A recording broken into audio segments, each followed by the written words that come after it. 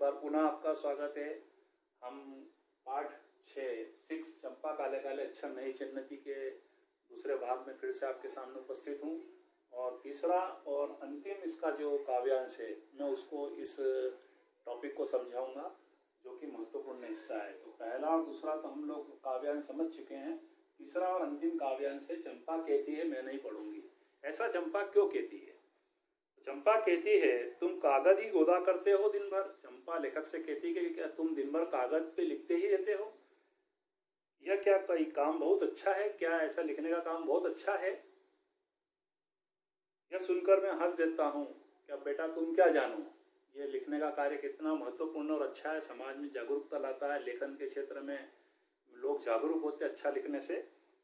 यह सुनकर मैं हंस देता हूँ। फिर चंपा चुप हो जाती है।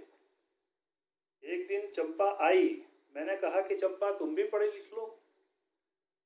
लेखक को लगा कि चंपा को भी पढ़ने लिखने की, जब ये इतनी बातें करती पढ़ाई से संबंधित मेरे से आ करके, तो उसको भी लेखक ने एक दिन मजाक मजाक में कहा चंपा तुम क्यों नहीं पढ़ लेती हो, मेरे से क्यों नहीं सीखती हो, तुम भी पढ़ लो, हारे गाड़े काम सरेगा। पढ़ाई लिखाई कभी बुरी नहीं होती है, जीवन में कमा कर खाने की तो बना ही देती है। तो कुछ भी जीवन में सीखा गया व्यर्थ नहीं जाता। जो अच्छा सीखा हमने वो अपने साथ फायदा ही कराएगा, नुकसान कभी नहीं कराता है। चंपा तुम भी पढ़ लो, हारे गाड़े काम सरेगा। गांधी बाबा की इच्छा है सब जन पढ़ना लिखना सीखे। और ये तो गांधी जी की भी इच्छा थी कि हर व्यक्ति नागरिक देश का शिक्षित हो, उसी से राम राज्य की प्राप्ति की संभावना, आर्थिक विकास होगा, सामाजिक विकास होगा, पढ़े लिखे लोगों में अंधविश्वास और रूढ़िवादिता खत्म होगी समाज से।